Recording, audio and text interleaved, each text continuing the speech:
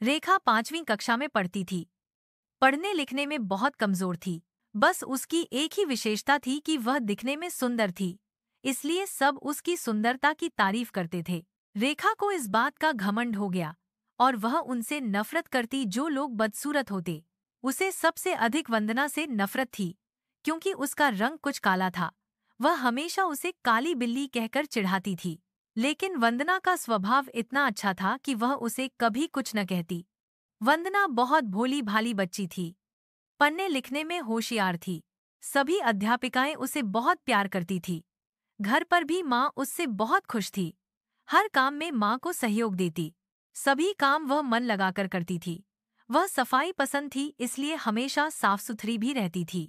रेखा सारे दिन घर से बाहर खेला करती। अर्धवार्षिक परीक्षा निकट आ गई, लेकिन उसे तो किसी बात की चिंता नहीं थी। एक दिन रेखा सवेरे अपने घर से बाहर निकली। उसके पापा नई गेंद लाए थे, इसलिए वह बहुत खुश थी। वह सीधी अपनी एक सहेली दिव्या के घर गई। दिव्या उस समय अपने घर की सफाई करने में मदद कर रही थी।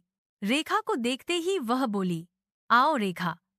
दिव्या, चलो बाहर खेलने के लिए चलते हैं। नहीं रेखा, मुझे तो अभी बहुत काम करना है।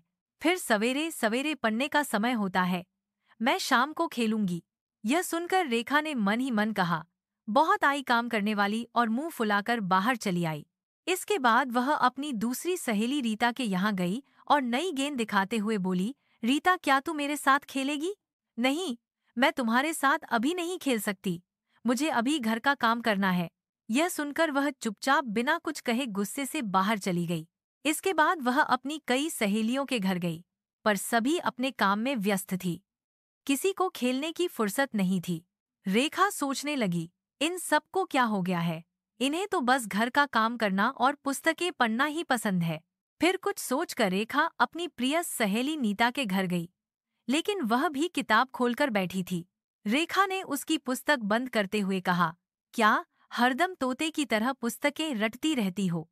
चलो बाहर खेलने चलते हैं।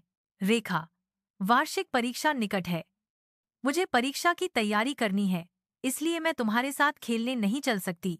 तुम भी अपने घर जाकर परीक्षा की तैयारी करो, वरना इस बार फिर फेल हो जाओगी। रेखा उदास मन से लौटने लगी। तभी उसे नीता की आवाज सुनाई दी। वह अपने माँ से कह रही थी, देखो ना माँ, रेखा सवेरे सवेरे खेलने के लिए आ गई।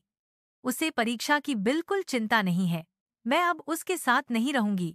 जब देखो तब वह अपनी सुंदरता की चर्चा करती रहती है। माँ, मुझे तो वंदना बहुत अच्छी लगती है। वह बहुत मेहनती है, पढ़ने लिखने में भी बहुत होशियार है। बस उसका रंग ही हल्का सा काला है। यह रेखा तो उस बेचारी को काली बिल्ली कहकर चिढ़ाती रहती है।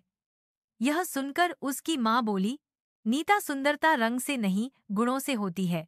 अच्छे गुण ही वंदना की सुंदरता है। इसके आगे कुछ न सुन सकी।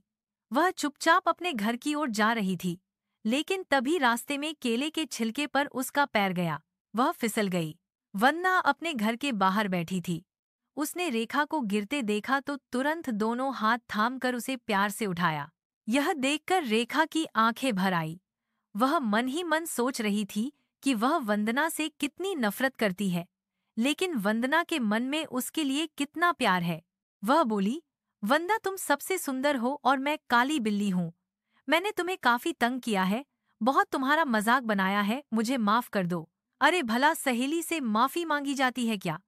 सचमुच रेखा ने अपनी सुंदरता पर घमंड करना, वंदना को ताना मारना बंद कर दिया। इस कहानी से हमें ये सीख मिलती है कि सुंदरता रंग से नहीं, गुणों से होती है।